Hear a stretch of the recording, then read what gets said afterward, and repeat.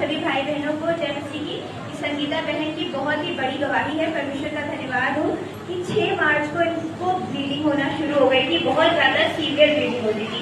इनका यूट्रस का ऑपरेशन था जिसमें सूजन बताई गई थी, इस वजह से इनको बहुत ज्यादा ब्लीडिंग हो रही थी। 6 मार्च से करते करते 24 मार्च को ये कानपुर में एडमिट हुई।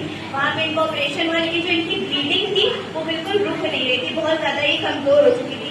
फिर 25 मार्च को इन्होंने पास्टर जी को कॉल किया, उनसे प्रेयर करवाई, फोन के थ्रू इनकी प्रेयर हुई प्रेयर लाइन नंबर पे, और उसी के बाद 25 तारीख को इनकी प्रेयर हुई। 26 तारीख को ये घर आ गई और 2 दिन के अंदर जो ब्लीडिंग 15-20 दिन से चल रही थी, परमेश्वर ने उसे पूरी रीति से बंद कर दिया। हालेलुया।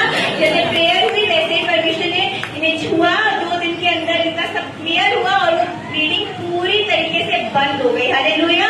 2 तालियां बजाइए, बहन बताई है। इन्होंने बहुत ज्यादा मेडिटेशन कराई थी, कान में इनका इलाज चल रहा था, कुछ हो नहीं रहा था, लेकिन परमेश्वर की दासी ने जब प्रेयर करी, परमेश्वर ने छुआ और पूरी रीति से आजाद किया। हालेलुया। आइए गवाही को सुनेंगे।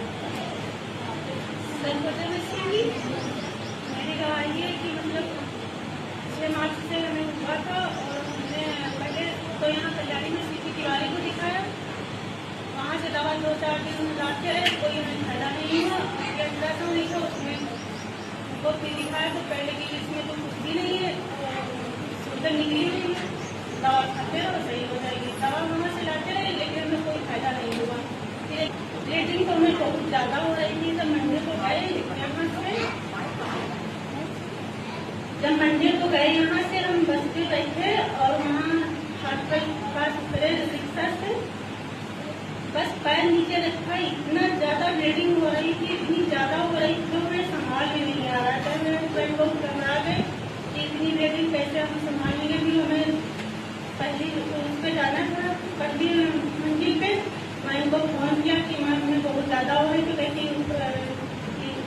ओटी में आ जाओ यहाँ पे। हमने वहाँ पे गए तो वहाँ पे इंतजार करते रहे, लेकिन वो मैं नहीं निकली। फिर फोन किया तो कहती हम ऑपरेशन रूम में अभी आ रहे। वही 1 बज गया, लेकिन हम बहुत परेशान होते रहे। हम बहुत ज्यादा, मेरे कपड़े सब गंदे हो गए।